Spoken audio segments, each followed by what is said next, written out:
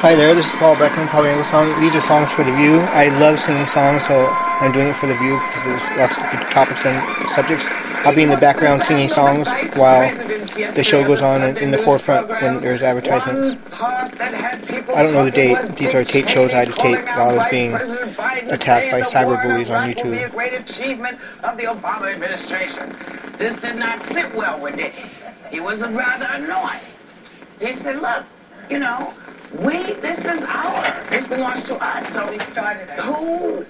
Does anybody really need to take any kind of credit for the end of it? It seems to me historically that the president who starts a war is not necessarily the one who finishes it. So I think the Obama administration is saying we're taking credit for finishing it. And they shouldn't, actually. Because let me finish my thought. In World War II, as I said before, Truman ended the war in Europe and Japan with the bombs on Hiroshima and Nagasaki.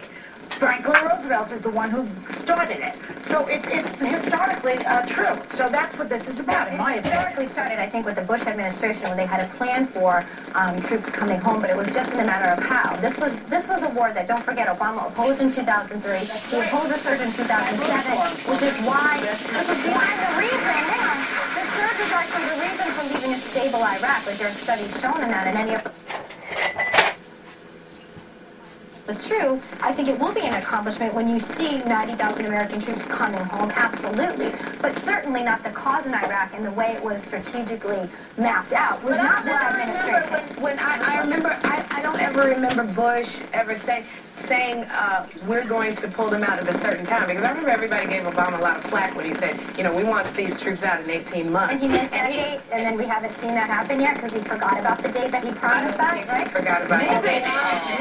You know, I have to say, you know, neither one of them really should have been on yesterday, quite honestly. Dick Cheney needs to back up. He's not the vice president anymore. He needs to stop.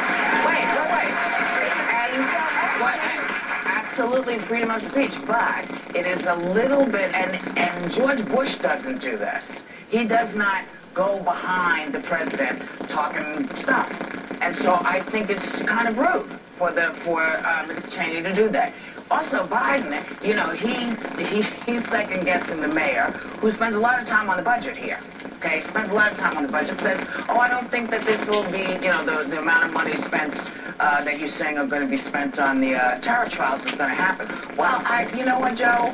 Maybe you need to speak to the people who live here, and maybe you need to come and sit down with the mayor and find out why he feels that way. And maybe you guys there in Washington need to get together with all those little kids who were downtown